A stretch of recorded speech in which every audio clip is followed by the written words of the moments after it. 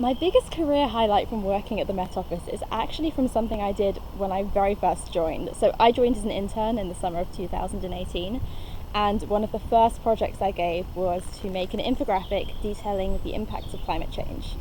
The reason this project is my favourite is definitely not because it was the best, it was the first thing I ever did, but it's just because it was my first solo project. I put my heart and soul into that infographic, and it was during making this infographic that I got to meet so many of the people at the Hadley Centre who I now know a lot better. And so when I started this infographic, I was still quite new to the Met Office, and so I didn't know how things are done. I didn't know what Met Office infographics usually look like. And so mine ended up coming out completely different to anything else the Hadley Centre has produced. But maybe that's one of the selling points of it, was that it was different.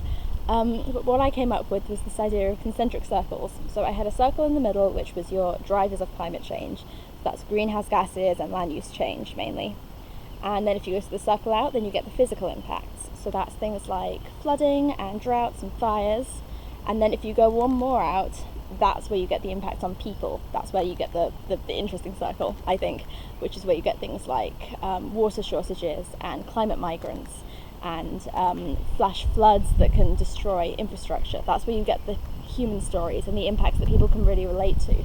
And so what I was trying to show with this infographic was that you can go from something that seems very distant from us, like changes to greenhouse gas concentrations, but once you work your way out, it can very quickly become something that we are all very familiar with and that impacts on all of our lives.